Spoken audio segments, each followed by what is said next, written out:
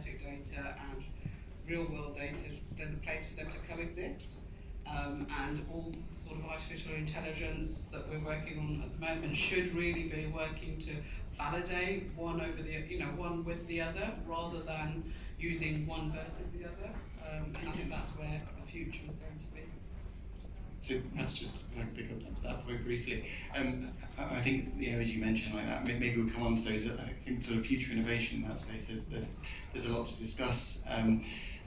I'm just going to sort of echo some of the things you said about some of the challenges that you face in clinical development, whether that is, sort of identifying responders, stratifying, choosing endpoints for trials. There are quite a lot of modelling in clinical development that's not necessarily part of the regulatory process, but which is key to the onward journey. And my experience working in that space and trying to bring machine learning into that space is that one of the areas of utility can be in situations where the data that you have that may have come from particular real-world data sets or from early clinical trials may not be representative of the entire population of disease sufferers, the intended use for your product. And in the past, back in the days where, for those of you with an AI background, sort of generative adversarial networks, autoencoders, these were becoming big.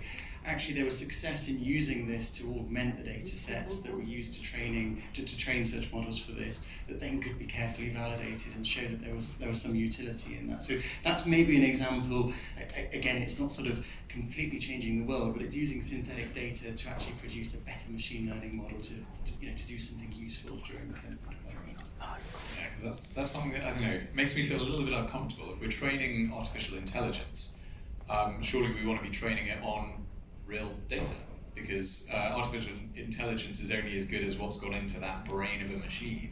So if we're putting in essentially data that we've made up, a kid's entered into an Excel that was left open accidentally, is that going to be a worse AI system? Is that going to be a worse machine learning model?